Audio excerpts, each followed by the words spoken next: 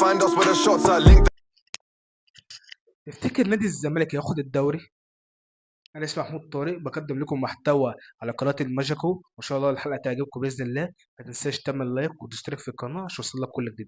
يلا بينا نبدا الحلقه.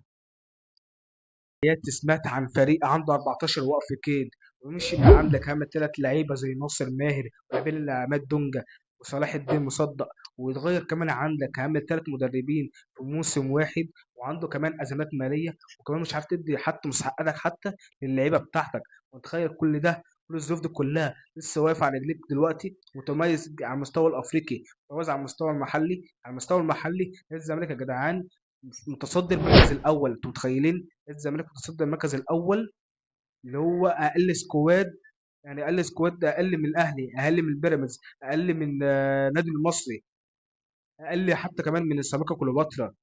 متصدر الدوري. يعني نادي الزمالك معاه مين اصلا؟ معاه مين؟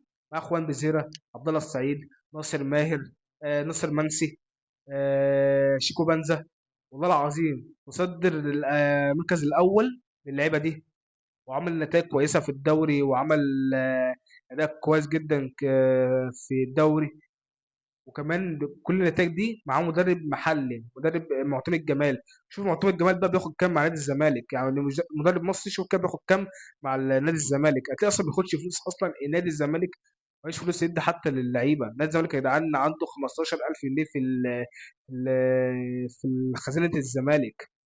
متميز كمان على المستوى الافريقي. على المستوى الافريقي لسه كسبان دلوقتي، لسه كسبان شباب بلوزداد على ارضه بنتيجه 1-0، و90% هيوصل ان شاء الله يعني للنهائي. وماك سمعت عن فريق عنده كم المشاكل دي، لسه واقف على رجليه، متميز على كل المستويات.